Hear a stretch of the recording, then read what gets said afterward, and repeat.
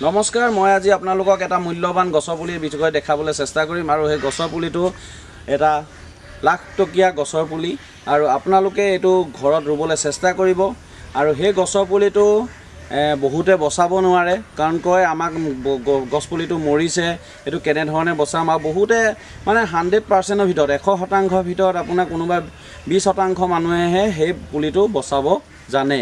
সেই পুলিটো হৈছে চন্দন পুলি, যিটো বগা চন্দন। এই বগা চন্দনৰ পুলিৰ কাঠৰ দাম আপোনালোকে নিশ্চয় বহুতে জানে আৰু যিসকলে নেজানে এই বগা চন্দনৰ গছৰ দাম 1 কেজি কাঠৰ দাম আগতে আজি প্ৰায় 10-15 বছৰ আগতে 1 কেজি কাঠৰ দাম আছিলে 3-4 হাজাৰ টকা। এতিয়া কিন্তু কাঠৰ মূল্য বাঢ়িলে আৰু এতিয়া প্ৰায় 5,000-7 হাজাৰ টকাৰ ওচৰা-ওচৰি এই বগা চন্দনৰ কাঠৰ কেজিৰ দাম।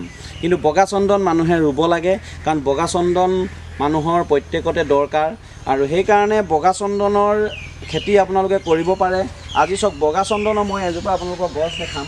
এইডাল হ'ল বগা চন্দনৰ গছ, আপোনালোকে দেখিছে ওচৰ চাপত। এইডাল হ'ল বগা চন্দনৰ গছ আৰু ইয়াত এতিয়া বৰ্তমান গুটি লাগি আছে। এই বগা চন্দনৰ ইয়াত গুটি লাগি আছে আৰু এই গুটিৰ কাৰণে আমি ইয়াত নেট দিয়া হৈছে। দেখিছে আমি ইয়াত নেট, যিখিনি গুটি ইয়াত সৰি পৰে সেই সৰি পৰা গুটিখিনিৰ পৰা আমি পুলি বনোৱা হ'ব। এইটো হ'ল দেখিছে আপুনি কোলা কোলা যিটো গুটি, এই গুটিটো দেখিছে আপুনি কোলা কোলা এই গুটিটো হৈ গ'ল আপোনাৰ বগা চন্দনৰ এইটো গুটি আৰু এই গুটিটোৰ পৰা এই বগা চন্দনৰ পুলিটো আমি পচোৱা হয় আৰু ইয়াৰ কাৰণে এই নেটখন দিয়া হৈছে আৰু এই নেটত যিটো বগা চন্দনৰ পুলি নহ'লে ইয়াত পুখুৰী আমাৰ আছে, ছাইডত পুখুৰীত পৰি যায় কাৰণে এনেকৈ নেট দিয়া হৈছে। আপোনালোকেও এনেকৈ নেট দি ল'ব আৰু লগতে এই বগা চন্দনৰ পুলিটো কেনেধৰণে আপুনি বচাব পাৰিব মই আজি আপোনালোকক কৈছোঁ।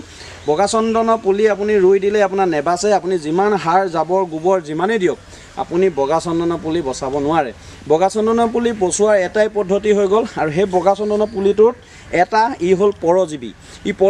ই নিজে আহাৰ তৈয়াৰ কৰিব নোৱাৰে কাৰণ ইয়াক আহাৰ আমি যোগাৰ কৰিব লাগিব, অকল মাটি নহয়।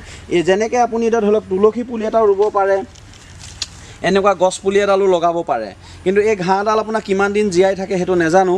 কিন্তু আপুনি তুলসী পুলি হওক বেলেগ ধৰণৰ কিবা ধৰণৰ পুলি এটা যদি এই গুৰিৰ লগত লগাই পানি আপুনি এই পুলিটো ৰোৱা হয় তেতিয়া এই শিপাৰে এই গছডালৰ যিটো আহাৰ এই আহাৰ গছডালৰ পৰা খাব। আৰু বগা চন্দনৰ পুলি আপুনি কেতিয়াও তলটো পটকেনে চফা কৰি নিদিব, লাগিলে জংঘল হৈছে কাটি দিব কাৰণ বেলেগৰ পৰা আহাৰ তৈয়াৰ কৰিহে ডাঙৰ হয়।